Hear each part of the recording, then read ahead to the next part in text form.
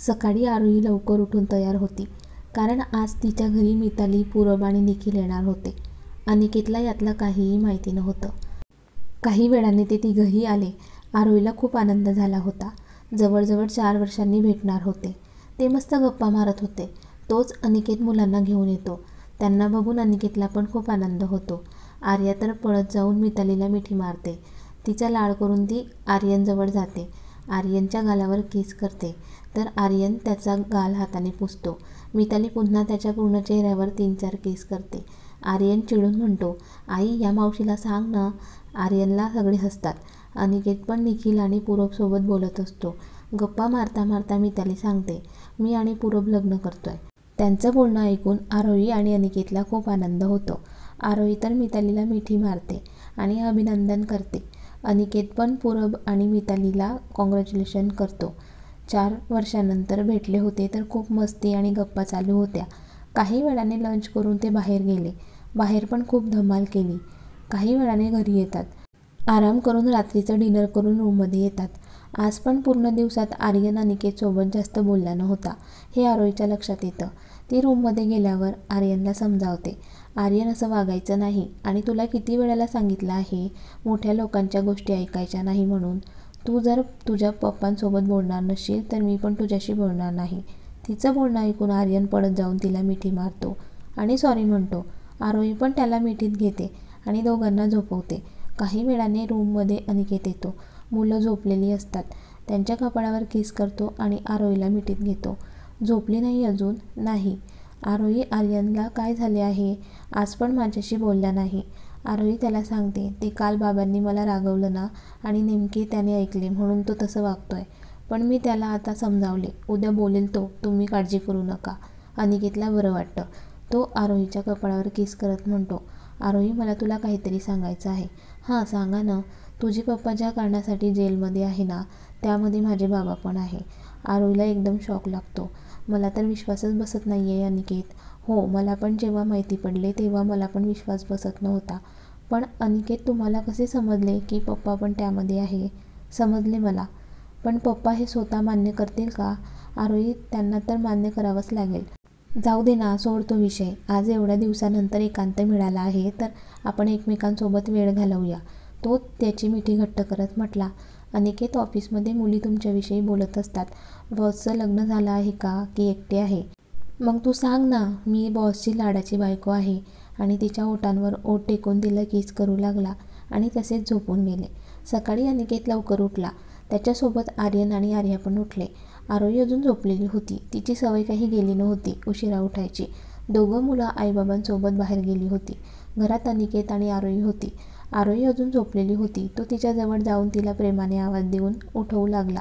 ती पण त्याच्या आवाजाने उठली. तिने डोळे उघडले तसे अनिकेतने तिला रोज फ्लावरचा बुके दिला. तिला काही समजले नाही. त्याने तिच्या कपाळावर किस करत म्हटला, बायको आज आपले लग्न झाले होते, आठवतं आहे का? आणि आज आपल्या लग्नाला 5 वर्ष कंप्लीट झाले. Happy anniversary my dear lovely बायको. ती पण त्याच्या गालाला किस करत म्हणते, हॅपी ॲनिव्हर्सरी. अहो मी आलेच फ्रेश होऊन. आरोही फ्रेश होऊन येते. अनिकेतला विचारते, अनिकेत पिल्लं कुठे आहे? दिसत नाही. अगं ते आईबाबांसोबत बाहेर गेले आहे आणि कधी येतील नाही माहिती. समोर एवढा हँडसम नवरा असताना तुला मुलं पाहिजे आहे का? आणि तो तिला मिठीत मारतो. आरोही त्याच्या कपाळावर किस करत म्हणते, अनिकेत जेव्हा आपलं लग्न झाले तेव्हा मी तुम्हाला हार घालतानाच बघितले. मला तर माहितीच नव्हतं माझा होणारा नवरा कसा असेल, मला समजून घेईल का, माझ्यावर प्रेम करेल का. आणि जेव्हा तुम्हाला पाहिलं तेव्हा आपले 2दा झालेले भांडण आठवले आणि मनात विचार येऊन गेला, अरे बापरे, लग्नाआधीच 2 वेळेला भांडण झालं आहे. आता लग्नानंतर आपलं काय होईल? पण रात्री तुमचं मिठीत घेणं नकळत का होईना मला आवडू लागलं. ट्रीपमध्ये तुम्ही घेतलेली काळजी ती खूप छान फिलिंग होती. नंतर मला ओढून मांडीवर बसून तुमचा विचार करण्यासाठी भाग पाडले. नंतर तुम्ही आपल्या पहिल्या रात्रीसाठी प्लॅन करत होता आणि मी मितालीला घेऊन आलेले. मला समजले होते तुम्हाला माझा राग आला आहे, पण तुम्ही शांत होते. पण खरं तर त्या दिवशी मला पण तुमच्याजवळ यायचे होते आणि मी आले. त्यानंतर आपल्यामध्ये जे घडलं ते खूप छान होतं. काही महिन्यानंतर आपण वेगळे झालो, पण तुमची निशाणी माझ्या पोटात होती. पुन्हा आपण एकत्र आलो आणि आता सोबत आहे. खूप छान वाटत आहे. आपली पूर्ण फॅमिली एकत्र आहे म्हणून. अनिकेत पण तिला कपाळावर किस करत म्हटला, आरोही तू इथे नव्हती तेव्हा 4 वर्ष फक्त तुझ्या आठवणीत काढले आहे मी. पण देवाच्या कृपेने तू आणि आपल्या प्रेमाची निशाणी माझ्यासोबत आहे, यापेक्षा कुठलाच आनंद नाही. बरं सोड तो विषय, आज एवढा चांगला दिवस आहे, तो एन्जॉय करूया. चल, मी तुझ्यासाठी या 4 वर्षात ॲनिव्हर्सरीसाठी काही ना काही घ्यायचो. तू बस इथे, मी आणतो. तिला तर खूप आनंद होतो. तो गिफ्ट घेऊन येतो. ती एक एक करून गिफ्ट पाहते. गिफ्ट बघून तिला खूप आनंद होतो. ती अनिकेतला गालावर किस करत थँक्यू म्हणते. तो तिला जवळ घेतो आणि आजच्या ॲनिव्हर्सरीचे गिफ्ट अजून बाकी आहे, ते नंतर देईल. बाय द वे, मला पण गिफ्ट मिळेल की नाही? हो मिळेल ना, मी आज तुमच्या आवडीची रसमलाई बनवते. अनिकेत तिच्या गालावर किस करत म्हणतो. बनव, पण रसमलाईमध्ये जे टाकतात तेच एकदा आईला विचारून घे.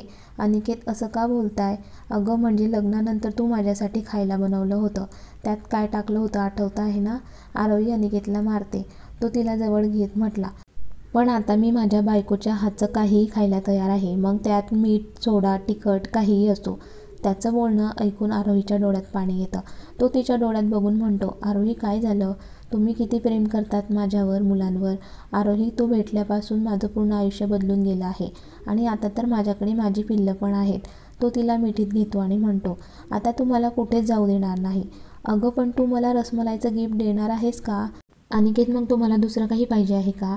तू जर हो म्हणशील तर आर्यन आणि आर्याला अजून भाऊ किंवा बहीण पाहिजे असेल तर ते मी देऊ शकतो.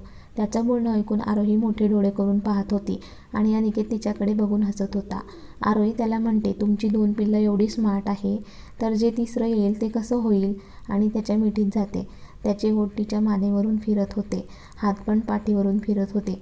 त्याने तिला उचलून घेतले आणि बेडवर आणले. तिच्या ओठांवर ओठ टेकवले आणि तिच्यावर प्रेमाचा वर्षाव करू लागला. ती पण त्याचा स्पर्श अनुभवत होती. काही वेळ तसेच एकमेकांच्या मिठीत असतात. थोड्या वेळाने आईबाबा मुलांना घेऊन येतात. पूर्ण दिवस मुलांसोबत घालवतात. आज संध्याकाळी पार्टी असते. ऑफिसच्या सगळ्या लोकांना पण इन्व्हिटेशन असतं. ऑफिसमधील लोक तर शॉक असतात की बॉसचे लग्न झाले आहे आणि त्यांना 2 मुलं पण आहे. काही वेळाने सगळे मस्त तयारी करून येतात. अनिकेत खूप हँडसम दिसत होता. त्याला बघून कोणी म्हणणार नाही त्याचं लग्न झालं आहे आणि त्याला 2 मुलं पण आहे. आरोही पण खूप सुंदर दिसत होती. त्यांच्यापेक्षा सुंदर त्यांची पिल्लं दिसत होती. काही वेळाने ते हॉटेलमध्ये पोहोचतात.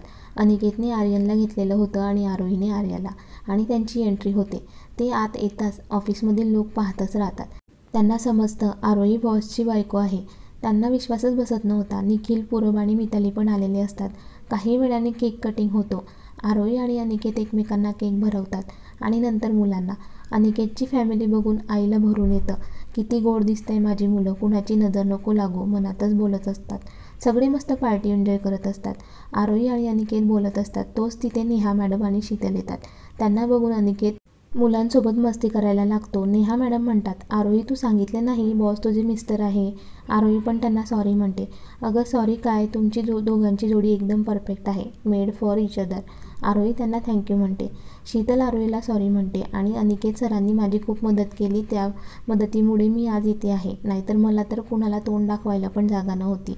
आरोही तिचा हात हातात घेऊन म्हणते, मागे जे झालं ते विसरून नवीन सुरुवात करायची, आणि तिला मिठी मारते. शीतलला पण खूप बरं वाटतं. पण मला एक विचारायचं आहे, शीतल तुला यात अनिकेतने काय मदत केली? तेव्हा शीतलने तिला सांगितले, ज्या दिवशी सरांचा बड्डे होता त्या दिवशी रोहिणी मॅमने मला पैसे दिले होते आणि सांगितले होते आरोहीला ड्रिंकमध्ये हे औषध दे आणि एका रूमजवळ घेऊन ये. मी तुला ड्रिंकमध्ये मिक्स करून दिले, पण तू नंतर कुठे गेली दिसलीच नाही आणि चुकून मी पण मिक्स केलेली ड्रिंक घेतली आणि एका रूममध्ये गेली. त्या रूममध्ये आधी चेतन होता. अंधार असल्यामुळे मला समजत नाही आणि त्याने माझ्यासोबत रात्र घालवली. चेतनला खरं तर तुझ्यासोबत रात्र घालवायची होती, पण चुकून मी तिथे गेले. मग अनिकेत सरांनी मला बोलवून सगळं विचारलं, पण तेव्हा मला त्या व्यक्तीचं नाव माहिती नव्हतं. पण अनिकेत सरांना माहिती होतं. सर म्हटले, तू माझी मदत केलीस तर तुला यातून बाहेर काढेल. मी पण सरांची मदत करायला तयार झाले आणि सरांनी दिलेल्या शब्दाप्रमाणे त्यांनी मला यातून बाहेर काढले. सरांचे उपकार मी कधीच विसरू शकत नाही आणि तू माझी एवढी जवळची असताना मी तुझ्यासोबत वाईट करत होते, त्यासाठी पुन्हा एकदा मनापासून सॉरी. आरोही तिचं हात हातात घेत म्हणते, काळजी करू नकोस आणि आता पार्टीला आली आहेस तर एन्जॉय कर. नेहा आणि शीतल नाचायला जातात. आरोही विचार करत तिथेच उभी राहते. अनिकेतकडे पाहत असते आणि मनात विचार करते, खरंच मला किती प्रेम करणारा नवरा भेटला आहे. अनिकेत, तुम्ही खूप प्रेम करता माझ्यावर. मी पण तुमच्यावर खूप प्रेम करते. जेव्हा आपलं लग्न झालं तेव्हा सतत असं वाटायचं आपला संसार कसा होईल. मी आळशी, तुमचं काहीही न ऐकणारी, मस्तीखोरपणा करणारी. तिच्यावर तुम्ही किती जीव लावून प्रेम करतात अनिकेत. थँक्यू गॉड मला अनिकेत दिल्यामुळे. काही वेळाने पार्टी संपते आणि ते रात्री घरी उशिरा येतात. मुलं तर झोपून गेलेली असतात. अनिकेत फ्रेश होऊन बेडवर पडलेला असतो. आरोही त्याच्या जवळ येते आणि त्याला मिठी मारते. त्याच्या चेहऱ्यावर खूप सारे किस करते.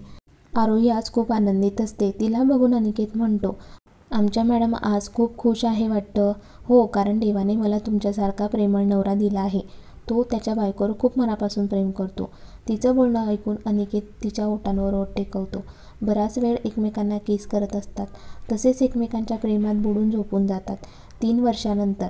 3 वर्षात खूप काही बदललं होतं. अनिकेतने खूप हुशारीने आरोहीच्या पप्पांना पण बाहेर काढले होते. त्यामुळे आरोही खूपच खुश होती. अनिकेतच्या बाबांना पण त्यांची चूक समजली होती. ते स्वतः पोलिसांकडे जाऊन त्यांनी काय काय केलं ते सगळं सांगितलं होतं. चेतन जेलमध्येच होता. रोहिणीला पण कोणीतरी सोडवलं होतं. मिताली आणि पूरबचं लग्न होऊन त्यांना मुलगी झाली होती. निखिलला त्याच्या लाईफमध्ये एक मुलगी भेटली होती. त्यांचं पण एकमेकांवरती खूप प्रेम होतं. आरोही आणि अनिकेतचं प्रेम तर दिवसेंदिवस भरत चाललं होतं. त्यांची मुलं पण आता 6 वर्षाची झाली होती. आज अनिकेतला खूप रिलॅक्स वाटत असतं. तो मुलांसोबत बसून मस्ती करत होता. आरोही येते आणि त्याला म्हणते, अनिकेत मला बाहेर जायचं आहे, तुम्ही चला ना माझ्यासोबत. आरोही प्लीज तू एकटी जा ना. आरोहीला वाईट वाटलं. ती तिचं काम करायला लागली. तोच आर्यनने तिला विचारले, काय घाई, बाहेर कुठे जायचं आहे तुला? आरोही त्याला म्हणते, अरे मिताली मावशीच्या मुलीसाठी शॉपिंग करायची होती आणि मी पण घेणार होते. आर्यन आर्याला म्हणतो, आर्या आपल्या आईकडे किती सामान आहे तरी हिला शॉपिंग करायची असते. आर्या हसत त्याला म्हणते, दादा थांब, मी तुझं नाव आईला सांगते. आर्यन तिच्या तोंडावर हात ठेवतो आणि तिला म्हणतो, प्लीज नको ना सांगू. ठीक आहे, नाही सांगणार. तोच आर्यन अनिकेतजवळ जातो आणि त्याच्या मांडीवर बसत म्हणतो, पप्पा तुमची बायको शॉपिंग करून वेळ आणि पैसे दोघे वाया घालवते ना. अनिकेतचं त्याच्या बोलण्याकडे लक्ष नसतं आणि अनिकेत करत असतो. आर्या आरोहीजवळ जाते आणि तिला सांगते, आई मी तुझी लाडाची परी आहे ना. आरोही तिला जवळ घेत म्हणते, हो तू माझी क्यूट परी आहे. आई तुला एक गोष्ट सांगू? सांग ना. आई दादा आणि पप्पा तुला बोलत होते की शॉपिंग करून वेळ आणि पैसे दोघे वाया घालवते असे बोलताय बघ. आरोही रागाने अनिकेतच्या समोर येते. अनिकेत पाणी पित असतो. ती आधी आर्यनला म्हणते, काय आर्यन, आईला असे बोलतात का? अगं आई पण मी कुठे बोललो, ते तर पप्पाच बोलत होते. अनिकेतला काही कळत नाही. कारण मगाशी आर्यन जे बोलला होता ते अनिकेतने ऐकलंच नसतं.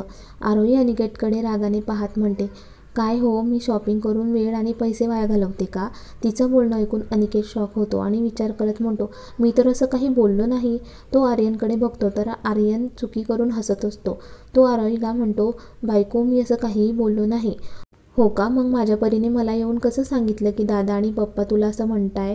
आर्यन आर्याकडे बघतो आणि हातानेच तिला एक फटका देईल अशी ॲक्टिंग करतो. आरोही तिच्या रूममध्ये निघून जाते. अनिकेत आर्यनला उचलून खाली बसवतो आणि आरोहीकडे जायला निघतो. तोच आर्यन त्याला म्हणतो, पप्पा सॉरी, खरं तर हे सगळं मी बोललो होतो पण तुमचं नाव आईला सांगितलं. पण या आर्यामुळे आईला माहिती पडलं. त्याचं बोलणं ऐकून अनिकेत आर्या आणि आर्यनकडे पाहत म्हणतो, तुम्ही दोघे तर थांबा, तुम्हाला मी नंतर बघतो, आणि निघून जातो. अनिकेत गेल्यामुळे आर्यन आणि आर्याला खूप आनंद होता. ते आजीला आवाज देतात आणि टीव्हीवरती त्यांच्या आवडीचं पाहत बसतात. आजी पण त्यांच्यासोबत टीव्ही पाहत बसते. आरोही रूममध्ये येऊन चिडचिड करत होती. तोच अनिकेत तिच्याजवळ येतो. तिला हात लावेल तोच ती हात झटकते आणि म्हणते, मला तुमच्याशी काहीही बोलायचं नाही आहे. अगं पण मला खूप बोलायचं आहे तुझ्याशी. आणि तो तिला मिठीत घेतो. ती त्याच्या मिठीतून बाजूला होत म्हणते, का मिठीत घेता मला? मी तर तुमचा वेळ आणि पैसे वेस्ट करण्यात घालवते ना. नाही ग राणी, मी जे काही कमवतो ते माझ्या लाडाच्या बायकोसाठीच. तुला जे काही घ्यायचं आहे ते तू सगळं घे. चल आवर पटकन, मी येतो तुझ्यासोबत. त्याचं बोलणं ऐकून तिला खूप आनंद होतो. ती आनंदाच्या भरात त्याच्या चेहऱ्यावर खूप सारे किस करते. तो म्हणतो, आता तुझ्या या किसमुळे मला कंट्रोल होत नाही आहे. आणि तो तिला उचलून बेडवर घेऊन जातो आणि तिच्यावर प्रेमाचा वर्षाव करत असतो. कथेचा हा भाग कसा वाटला कमेंट्स करून नक्की कळवा. आणि व्हिडिओला लाईक, शेअर आणि लाईव्ह मराठी स्टोरीज चॅनलला विसरू नका. धन्यवाद.